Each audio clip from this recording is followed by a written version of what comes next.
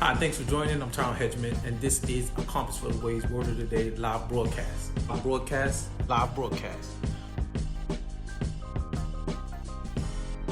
I am the church, and my life is my ministry. I want to talk a little bit about, Joseph.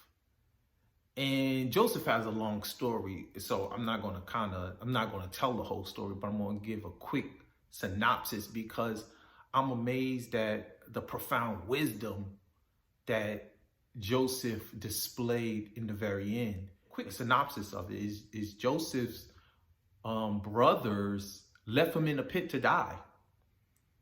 They first was attempting to murder him, but then at the reasoning of one of his brothers, they decided to leave him in a pit to die. And it's all because of his dream. He had a dream that he would eventually grow up and rule over them. And they did not like that dream. They did not like that idea of their younger brother ruling over them. So they left him in a pit to die. And in the course of time there, a caravan came and picked him out of the pit, and he was a slave in Egypt and found favor with the king. And to make a long story short, eventually became like second in command in the kingdom. Aside from the king, he was the greatest in that kingdom in Egypt.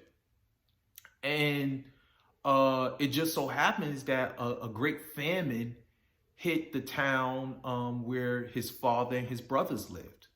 And they went out, searching for, provisions, and, it led them to Egypt. And they didn't recognize Joseph when they went requesting for provisions. And so Joseph called the family in and finally revealed himself to them.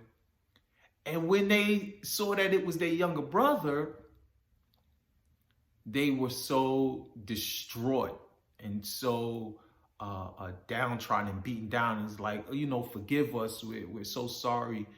And this is the amazing wisdom that Job had. This is what he said. And let me get my notes here real quick.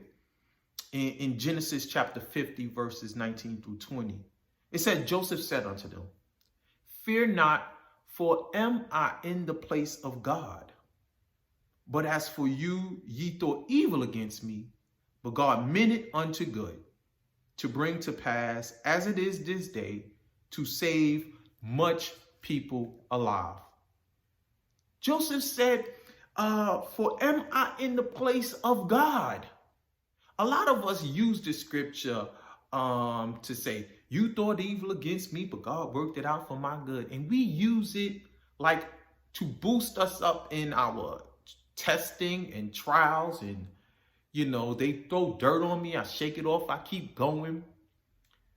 But Joseph used it in sort of a blessing kind of way. He didn't use it for his own uplifting and building, because he was already in a place of high authority and greatness when he said it. He said that, for you thought evil against me, but God meant it unto good. He said to bring to pass, as it is this day, to save much people alive, including the very people that thought evil against him, including his young nieces and his nephews. And he comforted them. If you read in the scripture, he comforted them, and he raised the next generation of his family. We like to use that scripture to boost ourselves up and stuff. But Joseph, in his profound wisdom, when he gained it, used it as an encouragement and as a comfort unto his enemies. Joseph saw the finished works of God, which allowed him to say that statement. Am I in the place of God? This was God's doing. And now I have an opportunity to save my family. Not only my family, I have the opportunity to save a people. It all works together for his glory. That's my take on Joseph and the story of Joseph. Thank you guys for joining. Always know that I love you. God bless.